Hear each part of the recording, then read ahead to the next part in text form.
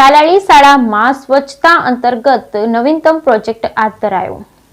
કુંકાવાવ તાલુકાની તાલાળી પ્રાથમિક શાળામાં સ્વચ્છતા અંતર્ગત એક નવીન પ્રોજેક્ટ શરૂ કરાયો। નવીનીકરણમાં આ શાળા હંમેશા અગ્રેસર રહી છે અને હાલ સ્વચ્છતા એ જ સેવા કાર્યક્રમ ચાલી રહ્યો છે।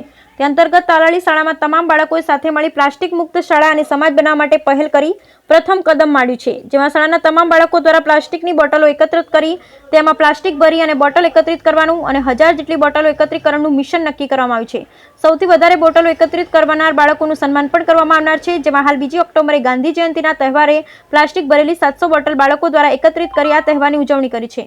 આગળના સમયમાં આ પ્રોજેક્ટ અંતર્ગત અન્ય નવીન પ્રયોગ પણ કરવાના છે, જેવા કે આ બોટલોમાંથી જ કુંડા બનાવવાના, બેઠક બનાવવાની, પેન સ્ટેન્ડ બનાવવા, આ ઉપરાંત રિસાયકલિંગ માટે બોટલ મૂકવી વગેરે કરી જે પ્લાસ્ટિક એક સમસ્યા છે તે સમસ્યાનું સમાધાન કરી વેસ્ટમાંથી બેસ્ટ વસ્તુ તૈયાર કરી તેને આશીર્વાદમાં ફેરવવા માટે અને પર્યાવરણ બચાવવા માટે પણ પ્રયત્ન લેખાશે।